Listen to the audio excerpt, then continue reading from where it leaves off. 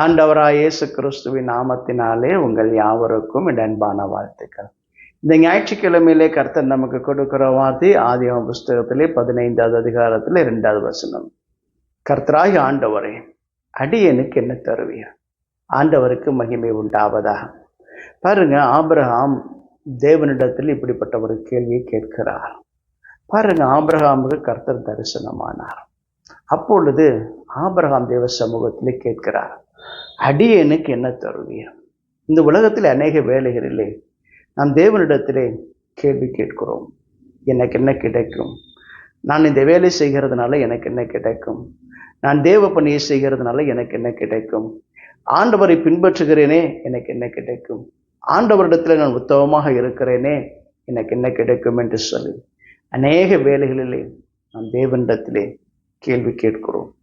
ஏனென்று கேட்டால், ஆண்டவர் சில சமயத்திலே ஆசீர்வாதங்களை கால தாமதமாக்கும் போது, ஒருவேளை கிடைக்க வேண்டிய ஆசீர்வாதங்கள் கிடைக்காமல் காலம் தாழ்த்தும் போது நமக்கே புரியவில்லை, ஏன் இந்த தடைகள், ஏன் இந்த கால தாமதம் என்று சொல்லி. அந்த இடத்திலே கர்த்தர் ஆபிரகாமை அழைக்கும் போது என்ன சொல்லி அழைத்தார் தெரியுமா? நான் உன்னை பெரிய ஜாதியாக மாற்றுவேன் என்று சொல்லி அழைத்து கொண்டு வந்தார். 75 வயதிலே அழைத்து வந்தார்.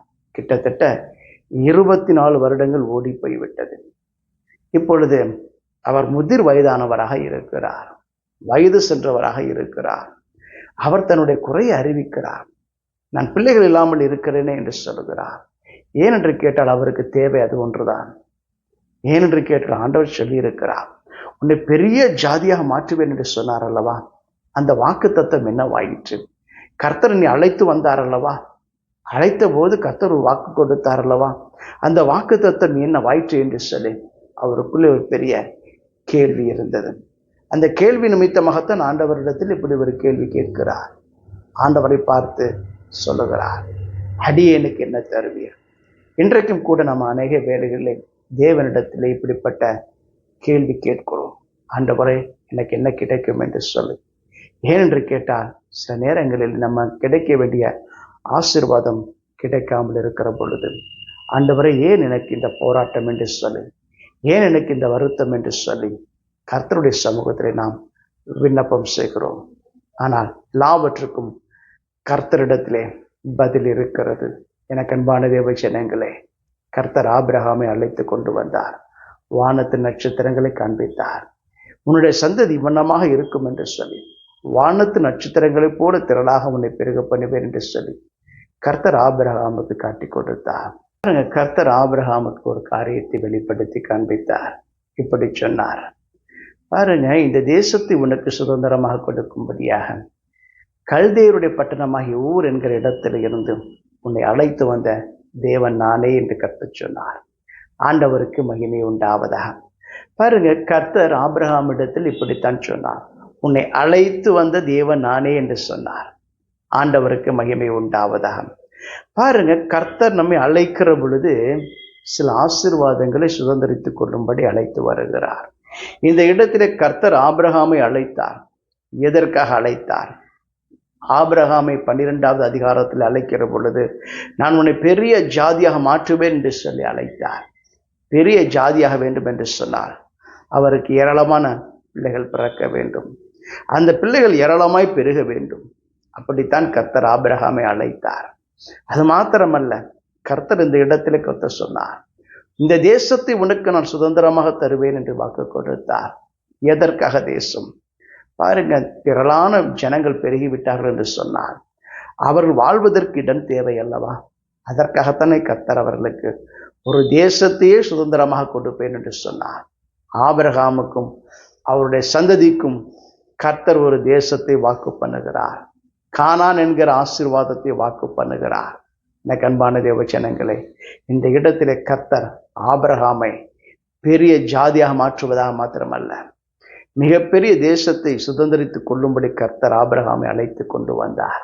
அந்த இடத்திலே கல்தேயருடைய பட்டணத்தில் இருந்து, ஊர் என்கிற இடத்தில் இருந்து கர்த்தர் அவரை அழைத்து கொண்டு வந்தார். உன் இனத்தாரை விட்டு பிரிந்து வா என்று சொன்னார். கர்த்தருடைய வாக்கின்படியாக ஆபிரகாம் தன்னுடைய ஜனத்தை விட்டு, தன்னுடைய இனத்தை விட்டு, தன்னுடைய சுய தேசத்தை விட்டு தான் எங்கே போகிறோம் என்று சொல்லி அறியாமல் கர்த்தருடைய வார்த்தையை நம்பி இந்த தேசத்துக்கு கடந்து வந்தார். எனக்கு அன்பான தேவ ஜனங்களே, அழைத்தவருடைய வார்த்தைக்கு கீழ்ப்படிந்து வந்தார். அழைத்த அழைப்புக்கு கீழ்ப்படிந்து வந்தார். அதனால தான் கர்த்தர் என்ன தெரியுமா சொல்லுகிறார்? அவரை விசுவாசிகளின் தகப்பன் என்று சொல்லுகிறார். வேதம் அதைத்தான் நமக்கு காண்பித்துக் கொண்டிருக்கிறது. கர்த்தரை ஆபிரகாம் விசுவாசித்தார், அதை அவருக்கு கர்த்தர் நீதியாக எண்ணினார் என்று எழுதப்பட்டிருக்கிறது. எனக்கு அன்பான தேவ ஜனங்களே, நீங்கள் தேவன் மீது வைக்கிற விசுவாசம் உங்களுக்கு நீதியை கொண்டு வரும், நீதியின் பலனை கொண்டு வரும். இன்றைக்கும் கூட கர்த்தர் மீது நீங்கள் வைத்திருக்கிற விசுவாசம் உங்க வாழ்க்கையிலே ஏற்ற காலத்திலே பூரண பலனை கொண்டு வரும். அந்த இடத்துல கர்த்தர் அதைத்தான் வெளிப்படுத்தி காண்பித்தார். என்ன தெரியுமா சொன்னார்? எகிப்து நதி துவங்கி அந்த ஐபிராத்து நதி வரைக்கும் இருக்கக்கூடிய இந்த மிகப்பெரிய தேசத்தை, பல ஜாதிகள் வாழ்ந்து கொண்டிருக்கிறார்கள், அந்த தேசத்தை உனக்கும் உன்னுடைய சந்ததிக்கும் சுதந்திரமாக கொடுப்பேன் என்று சொல்லி கர்த்தர் வாக்கு கொடுத்தார். ஆமேன். கர்த்தருடைய நாமத்துக்கு மகிமை உண்டாவதாக. அழைத்தவர் உண்மையுள்ளவராக இருக்கிறார். ஆண்டவர் ஒரு காரியத்தை திட்டம் பண்ணி வைத்திருக்கிறார். ஆண்டவர் ஒரு காரியத்தை முடிவு செய்து வைத்திருக்கிறார். அந்த தீர்மானத்தின்படியாகவே கர்த்தர் ஆபிரகாமை அந்த தேசத்துக்கு அழைத்து வந்தார். எனக்கு அன்பான தேவ ஜனங்களே, உங்களை அழைத்தவர் உங்களை கைவிடுகிறவர் அல்ல. உங்களை அழைத்தவர் ஜீவனுள்ளவராக இருக்கிறார். அவர் உங்களுக்கு கொடுத்த வாக்கு தத்தத்தை நிறைவேற்றாமல் போக மாட்டார். இன்றைக்கும் கூட ஆண்டவரே எனக்கு என்ன கிடைக்கும் என்று சொல்லி ஒருவேளை நீங்கள் அங்கு அழைத்து கொண்டிருக்கலாம். ஒருவேளை தேவனை நோக்கி புலம்பிக் கொண்டிருக்கலாம். கர்த்தர் உங்களுக்கு வாக்கு கொடுக்கிறார். கானானை சுதந்திரித்துக் கொள்ளும்படியாக உங்களை அழைத்து வந்த தேவன் நானே என்று சொன்னார். அவர் அழைத்த அழைப்பு மாறாதது. அவருடைய அழைத்த அழைப்பு, அவருடைய கிருபை வரங்களும் மாறாதது என்று சொல்லி வேதம் சொல்லுகிறது. அந்தபடியாகவே கர்த்தர் உங்கள் மேல் கிருபை வைத்து உங்களுக்கு அழைத்தவர் காரியங்களை வாய்க்க பண்ணுவார். அழைத்தவர் உங்கள் வாழ்விலே கிடைக்க வேண்டிய ஆசீர்வாதங்களை கிடைக்க பண்ணுவார். தேவன் தாமே உங்களை ஆசீர்வதிப்ப நான் ஜெபம் செய்வோம். எங்களை அதிகமாய் நேசிக்க நல்ல ஆண்டவரே, இன்றைக்கும் ஆண்டவரே உங்களுடைய அழைத்த அழைப்பை ஏற்று உம்மை பின்பற்றுகிற ஒவ்வொருவருடைய வாழ்க்கையிலும் கர்த்தர் நீங்கள் வாக்கு கொடுத்த ஆசீர்வாதங்களை உறுதிப்படுத்தும்படி நான் ஜெபிக்கிறேன். உங்களுடைய பிள்ளைகள் பெற்றுக்கொள்ள கர்த்தர் கிருபை செய்வீராக. தடைகள் யாவும் இயேசுவின் நாமத்தினால் நீங்கும்படி நான் ஜெபிக்கிறேன். இயேசுவின் ஜெபம் நல்ல பிதாவே. ஆமென். God bless you.